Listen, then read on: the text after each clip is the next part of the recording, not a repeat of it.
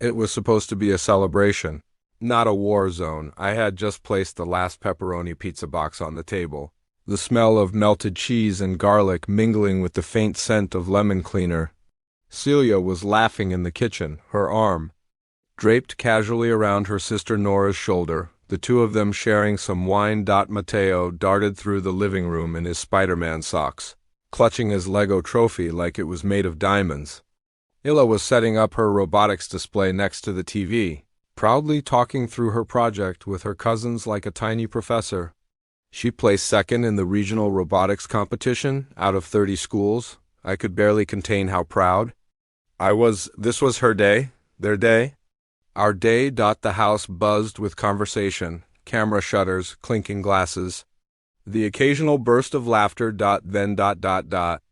Everything stopped, all that warmth curdled. Nora had been by the punch bowl 1 second.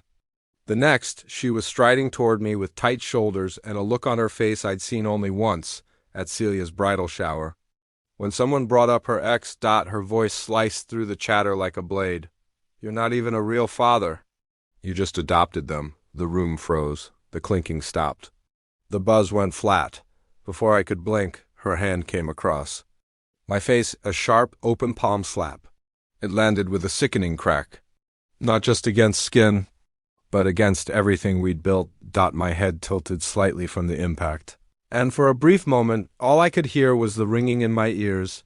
But that wasn't the worst part. No. The real damage came from the silence that followed. I stood, frozen halfway through explaining the grip mechanics of her robot hand, her lips slightly parted, her brown eyes wide with something worse than fear. Disbelief. Mateo dropped his trophy. It hit the wood floor with a hollow plastic clunk. Celia's mouth opened, but no sound came out. Her wine glass trembled in her fingers. Clara, Celia's mother, stood with her hands halfway to clapping, and then slowly lowered them. Lionel, her father, stared as if his own daughter had slapped him instead. The air was thick with the weight of something irreversible. I touched my cheek. Not out of pain, but acknowledgement. It burned, yes, but not as much as the look on Isla's face, like the world had cracked beneath her feet. I turned slowly to face Nora. I didn't yell. I didn't step forward. I smiled, a calm, chilling smile, since you brought it up. My voice was steady, measured, but inside something ancient. Cracked open, she blinked, caught off guard by my lack of retaliation. She expected a scene. She wanted a reaction that would validate her outburst.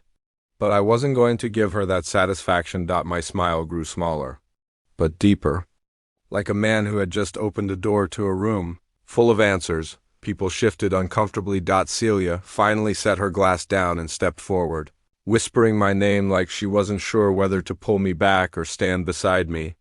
But I didn't look at her. Not yet. I kept my eyes locked on Nora, and I could see it, the flicker of doubt creeping in. She had come in guns blazing, but now she was realizing she may have fired the first shot in a war she couldn't win. I glanced at the kids. Mateo had picked up his trophy, but was holding it now like it was something fragile. Something that could break again. Illa met my gaze. That was the moment I anchored myself. I wouldn't let her memory of this night end with shame. I wouldn't let her carry that image of her father. Yes, her father, taking a slap in front of family and shrinking beneath it. No, this wasn't going to end with silence and awkward glances. If Nora wanted the truth. I'd give it to her. And everyone else in this room. I turned toward the TV and picked up the remote. "Why don't we all sit down?" I said loud enough for everyone to hear. A few people exchanged glances. It seems there's a conversation we've been avoiding for far too long. My voice was still calm, but there was a gravity to it that made people obey. I didn't need to shout. Truth doesn't need a megaphone. Nora's posture stiffened. "You're not going to make this into some pity," she started. But I cut her off with a look, just one sharp look. I had always been the quiet one at family gatherings, the helper, the guy who picked up plates and ran errands, the adopted dad, the convenient target, but not today. La stepped beside me, hesitating just a moment before slipping her small hand into mine. My throat tightened. Mateo stood on my other side, and when I looked down, he gave me a slight nod. That was all the permission? I needed. Celia finally found her voice. Nora, what the hell is wrong with you? She asked, eyes wet and trembling, but her sister didn't answer. She was already retreating into that false confidence, that cruel arrogance she wore like armor. I didn't care.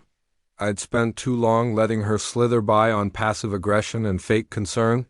If she wanted to expose me, she should have remembered light exposes everyone. Especially snakes. My eyes moved across the room, meeting each face. This is the last time anyone questions who I am to these kids. I said quietly, but with steel in my tone. You want to talk about blood? Let's talk about sacrifice. Let's talk about choice. Let's talk about who shows up. Because parenthood isn't in the DNA, it's in the details. The silence that followed wasn't awkward anymore. It was stunned. It was shifting. I saw the moment Clara lowered her head. And Lionel blinked a little slower, like they'd been jolted from a sleep they didn't realize they'd been in, and… me? I stood taller than I had in years, with the handprint still warm on my cheek, and my children beside me like proof that love, real love, doesn't need matching chromosomes. Just presence. Just choice, just courage, and I had all three. Catching, Lionel blinked, like someone had flicked off the lights. Mateo looked like he might cry. His little fingers clutching the edge of the table. Ella didn't move. Not even an inch. She just stood beside her robotic hand, this marvel of design and determination, and watched the grown-ups fall apart. Nora scoffed. What, you're going to lecture me now? She said, turning to the crowd like she was collecting votes. All I did was speak the truth. Did you? I asked. She blinked. You think genes make a father? I took a step forward, not aggressive, just closer. You think blood is what gets up at 2 a.m. when someone's sick? Or reads the same bedtime story 12 nights in a row? Or holds a child's hand through their first nightmare in a new house? Nora rolled her eyes, but her mouth had tightened. I didn't inherit these kids, I said, voice low and clear. I earned them. Every scraped knee, every science fair, every slammed door followed by a soft apology. I showed up for all of it. Not because I had to, because I chose to. She opened her mouth, but nothing came out. Just a flicker of something unsteady. You want to talk about real? I went on. Isla built that robotic hand because she wanted to understand motion. But you came in here tonight to tear something apart, and now everyone sees it. I looked around the room, eyes met mine. Not all approving, but watching, listening, waiting, even Celia, especially Celia. And while we're on the topic of what's real, I said, let's be clear. The only reason you get to breathe the same air as these kids